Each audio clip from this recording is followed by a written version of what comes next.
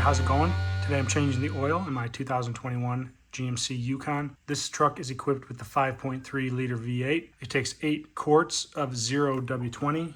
As you can see on the fill cap, we've got 0W20 specified. You should use a Dexos approved oil. In my case, I'm going to be using the AMSOIL Synthetic Signature Series 0W20. This meets and exceeds the Dexos specification, even if they don't pay for the specification. But at any rate, this is what I'm going to be using. This is the oil filter I'm going to be using. It's a Wix. There's the part number, WL10255. I've got the truck up on my service ramp. I just need to pull out this section here so I can get access underneath, and I will show you how it's done. All right, so here we are underneath the truck. You can see the filter that's here is a CarQuest. This is what the dealership put on when I bought this vehicle. Here is the drain plug behind this sway bar. It's kind of hard to see, but you can see me touching it right here. This is the first time changing the oil on this vehicle since I purchased it last October.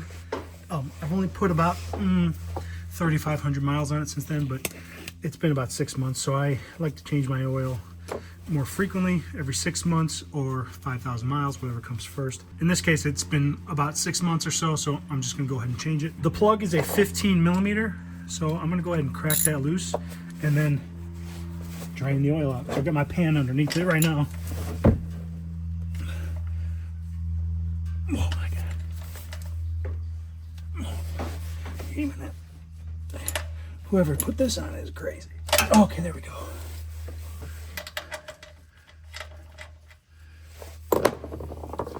I don't know what to expect with this, if they spray or not, but I'm gonna go ahead and drain it out.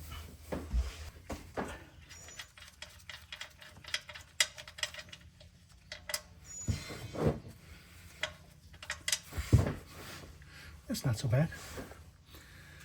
So this truck has been warmed up. Obviously, change your oil when the vehicle has been warmed up. So I'm gonna let that drain for a good long while, and then we'll work on the filter.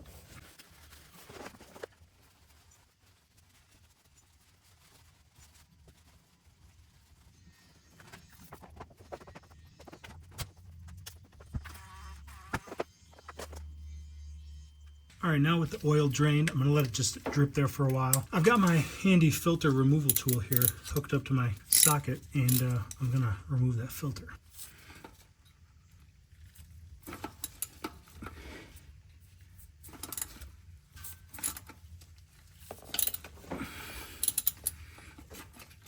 Okay, there it goes, starts to drip.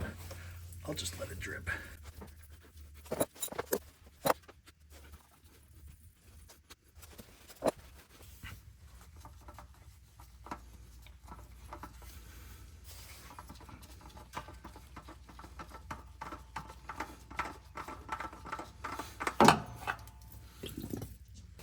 So we'll let that drip for a while just to get all the excess oil out. And we'll come back and we'll clean up around everything here because we made a little bit of a mess. All right, so it's always a good idea to look up in the filter housing where it attaches to make sure you got all of the old filter gasket material off and clean it off really good. So in my case, it looks pretty clean.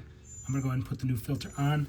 I did pre-fill this filter about 3/4 of the way with fresh oil because I can, and it's an upright filter, so it's easy to do.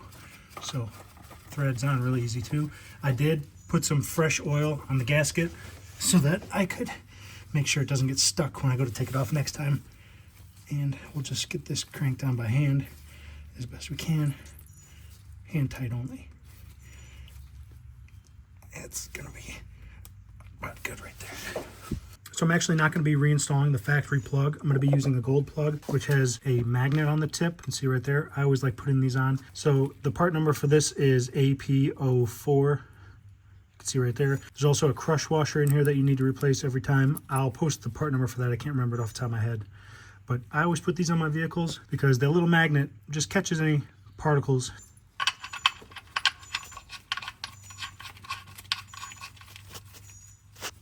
These are also a 15 millimeter socket. The torque spec on this plug is probably 18 foot-pounds. I will look it up and post it in the video. We're just gonna crank it kind of tight for now. I'm gonna check it with my torque spec in a minute. So I just checked, the torque spec for the bolt is 18 foot-pounds. And we're already there. So now that we're done on the bottom end, we can go up top and fill it up with fresh oil. All right, so here we are up on the top end. Here is the fill cap, which I had just cracked to make it easier to drain. I've got this nice funnel. I've had it for a while. It threads in here perfectly so that you don't make a mess when you're pouring oil. So now we can go ahead and start filling up.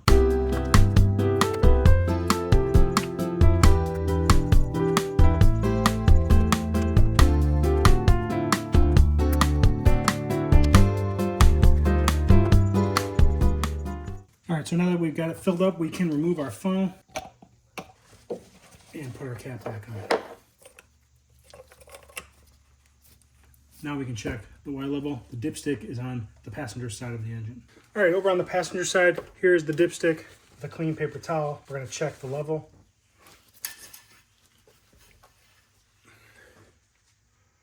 Hard to show it on camera, but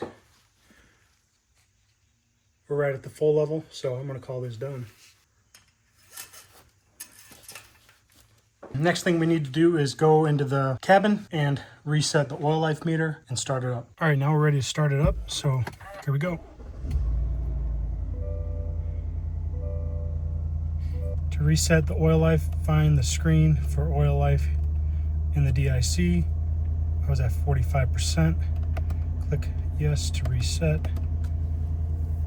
And now we're at 100. I also like to reset trip number 2 because that's how I figure out how many miles I drive. So that's it. Oil is changed. If you like this video, give it a thumbs up. Love it if you subscribe. Stay tuned for new videos. We'll see you next time. Later.